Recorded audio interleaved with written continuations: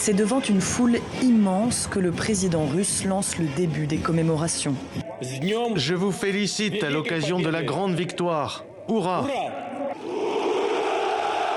Quelques 11 000 soldats, dont 1500 militaires ayant participé au front en Ukraine, ont défilé ce vendredi sur la place rouge à Moscou.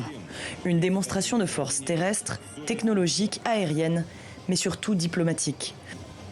Une vingtaine de dirigeants étrangers, triés sur le volet, étaient présents. C'est le cas du Chinois Xi Jinping, le Brésilien Lula ou encore le président burkinabé Ibrahim Traoré, arrivé tout sourire face à son homologue russe, avec qui il entretient de très bonnes relations. Le président congolais, Denis Sassou Nguesso, est lui arrivé l'avant-veille et s'est entretenu avec son homologue russe.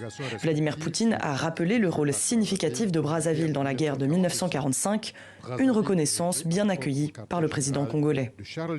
Ces pays de l'Afrique centrale ont participé à l'effort de guerre contre les nazis. Cette évocation est la bienvenue, Monsieur le Président.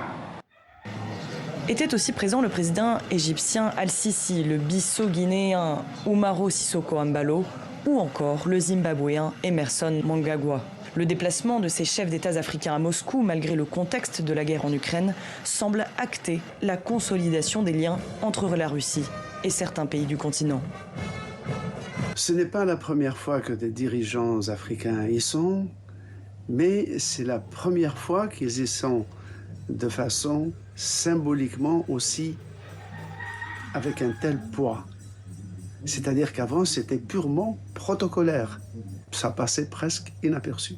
Or, aujourd'hui, avec ce que la Russie représente, son président, aller à Moscou, il y a une prise de risque et donc il y a un engagement en faveur de cette participation. Le président russe aura sans doute réussi son pari, faire du 9 mai une célébration non plus nationale mais internationale et resserrer ses liens avec ses alliés et partenaires.